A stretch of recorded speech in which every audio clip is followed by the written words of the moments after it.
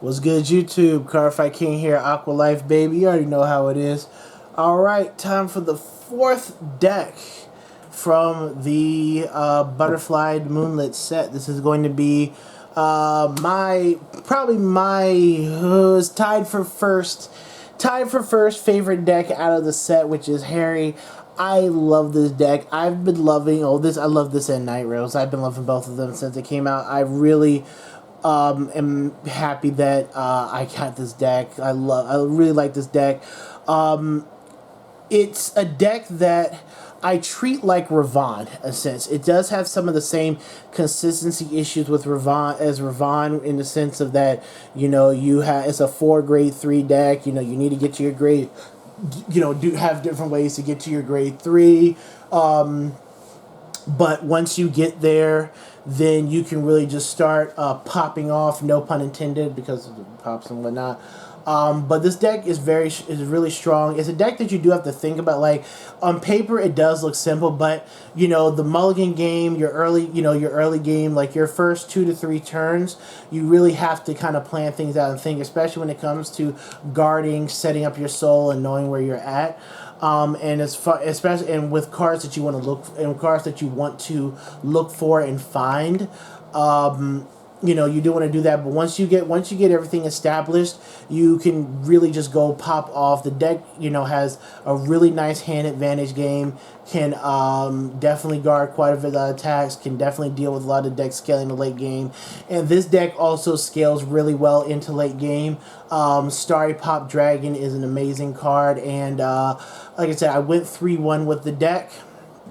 I gave you guys my turn report, so you can watch that. But very good day with Harri, and looking forward to more. So let's go ahead and get on with the deck profile. Obviously, Happiness Collector is our starter. So I'm going to start off from the top. 4 copies of our grade 4 Starry Pop Dragon. Starry Papu Dragon. I call him Papu. And 4 copies of Harri. So Starry Pop Dragon is essentially your main attacker in the deck. Well, him and Pigeon Pop. Pigeon is like my favorite card. So basically, he gets 5,000 power for each different Magia doll on the field, and he gets when he swings, if his attack is 40k or greater, he gets an extra critical, and your opponent cannot use sentinels to guard him. So it really kind of puts a strain on how your opponent's going to guard him, and he gets big because when you do call him to the stage, he gets to gain another Excel marker. And we can get into the discussion of which Excel markers you rather go for. I went Excel 2 most of the day because, again, with this deck, you want to be able to see your pieces. I was a stickler for, let's play Harri with Excel 1, but that really depends on your opening hand, what you see, and how much you want to kind of pop off. A lot of the times, I just went Excel 2 just to be able to see more cards. I had some clutch draws with it, and it really worked out for me. Again, every time you get Starry Pop Dragon to the board, you're getting another Excel marker. So it's literally like you're getting a free draw to your hand, so you're going plus. It's just a really good card. And again, he's your main attacker. And then you have Masked Magician Harri. So when you place him, you change your Excel marker into the stage, and the stage is that way for the rest of the fight. Being you stack all your Excel markers on the stage, and then you counterblast 1, discard a card, and you call up to 2 Magia dolls with different names from your soul to the board. And if your opponent's at grade 3 or greater, you get to call 4. And there's only 4 different Magia dolls in the deck, but that's pretty simple. So pretty much that's what you want to do every turn, is just use 1 counterblast, pop out the Magia dolls from your soul, swing, set up dragon. If you hit any triggers, your triggers usually just go to the dragon because it's a crit to attack. You want that as big as possible and as threatening as possible. Pretty simple there. Going into the rest of the grade 2 lineup, I guess I'll start off with the Magia dolls. So we have 4 copies of Piranha and 3 copies of Lunatic Dragon. So Lunatic is not that great of a card.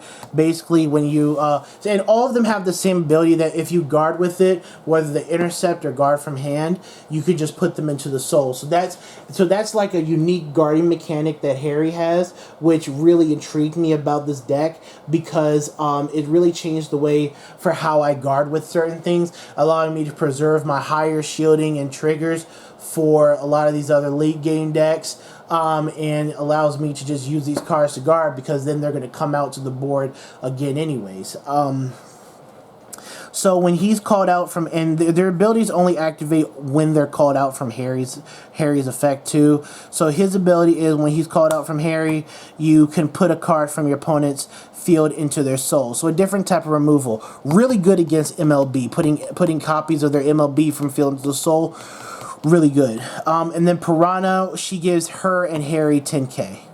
And when Harri calls out I forgot to mention, when Harri does call out the Magia dolls, he gives the Magia dolls plus 5,000 power as well. So, yeah, so those two.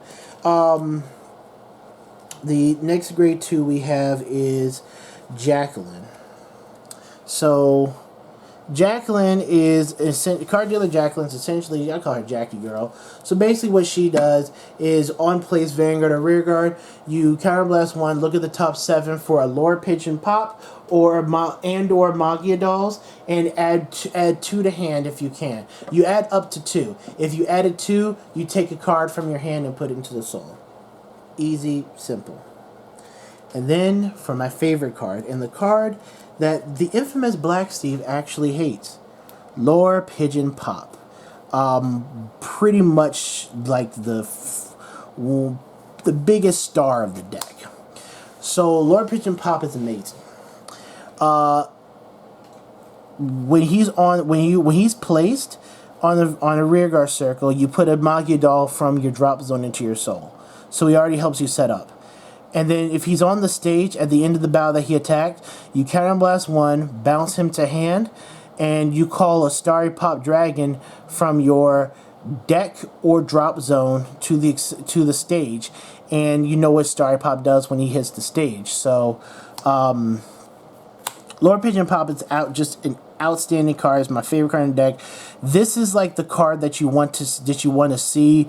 So when you're like opening up the game, you want to definitely see your Lord Pigeon Pop. You don't want to ride him. You want to see your Lord Pigeon Pop, or you want to see a Jackie to search your Lord Pigeon Pop. And so you want to do as many things as possible to get your Pigeon Pop to hand. Get at least 2 Magia dolls, a grade 1, grade 2 in soul, and go from there.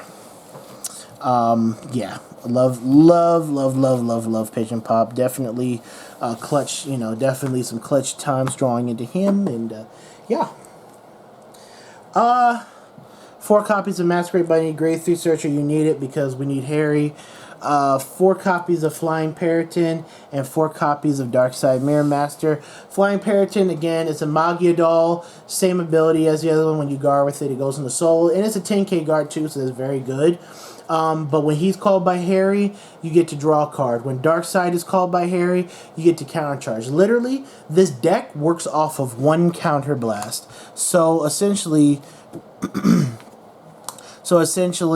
you can call Pop, put Mirror Master in the soul, use Harri's ability, counterblast 1, discard 1. You call Mirror Master and something else, countercharge 1, so it repaid for this cost. Now you just use that same 1 counterblast for Pop to go back to hand to call out Starry Pop Dragon. So this deck literally just works off of 1 counterblast. If you do any additional counterblasting, it's through the usage of it's just through the usage of Jackie. But if you already have your soul set up, if you have everything, set up initially, then you don't really need to use Jackie, and Jackie can become discard fodder or guard fodder, whatever it is, because you could just work off of 1. So this deck, can definitely work off of having, a low counterblast count, and very solid as far as conservation goes. And then last but not least, we have the triggers. So for the triggers, we got 4 heals, 4 draws. You need 4 draws. Again, 1, we want to hit draws so we can see Harri. 2, we want to combat decks like MLB and whatnot that scale well in the late game. It's just essential. And now I am thinking of changing this up a little bit. I'm going to do more of an experiment, but I'm running 8 crit. This deck doesn't go wide, really, right? This deck really doesn't go wide. You get 5 attacks. You're essentially doing 5 attacks in a turn, every turn. You know, so it's a smaller board. It's not a wide board like we saw with Yasui and Silverthorns. Fronts don't really work well in this deck. And you want to crit your opponent. Your Harri can be 22, 25, or 35. You know, you have Piranha columns that can get as high as 37. You have your Dragon columns that will get as high as 27. Then you have your Starry Pop Dragon. Now, Starry Pop Dragon, if you're going Excel 2, on your first turn, he'll be 10k from the 2 Excel markers. And then if you have 4 Magia dolls on the different named Magia dolls on the board, then he'll be at 30. So that means that if you hit a trigger, you're putting it all on Starry Pop so he can hit that 40 threshold. So he can gain the extra crit and Sentinel restrict. You want to hit crits. If your opponent, you know, because it puts your opponent in a position where it's like, okay, if I don't perfect guard Harri and he hits a crit, then he's going to give power to Starry Pop, and now I took 2 damage from him, and now I have to hard guard Starry Pop Dragon. The other 2 columns are whatever. They're just there to hit high numbers and force shielding. So this deck definitely does kind of put a strain on how you're supposed to kind of guard them. You save your triggers and non-sentinel cards to block Starry Pop. If you see your sentinels, you want to use your sentinels on Harri and the other Magia dolls. So that is essentially what we are, what we're looking at for the Harri deck, and that's why I like the 8 crit. I was thinking about maybe just flipping down 2 crits, changing them to draw triggers, and going and doing kind of like a 6/6 build just to, hit more draws, potentially early game, just so I can hopefully draw into more pieces. That's something I want to test out with the deck. But this is the build that I used. The build really feels comfortable until we get that new order card from the Luard set, that Star Bengal grade 1 card, and I'm going to probably change my deck accordingly because I really think that card is going to up the consistency of this deck and Ravon, interestingly enough. But I think that's going to up the consistency of this deck as far as getting to your pieces. But this deck is extremely fun once you do get your pieces, once you learn how to mulligan correctly, guard correctly, certain things like that. This deck can really pop off. I was able to 2-0 Night Rose. I was able to 2-0 OTT.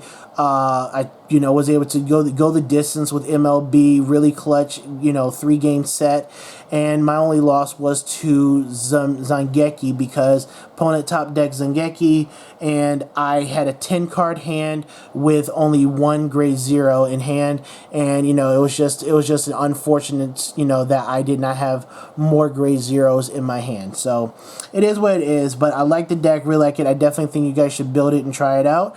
And obviously you guys know what's next. Last but not least, we have Night Rose.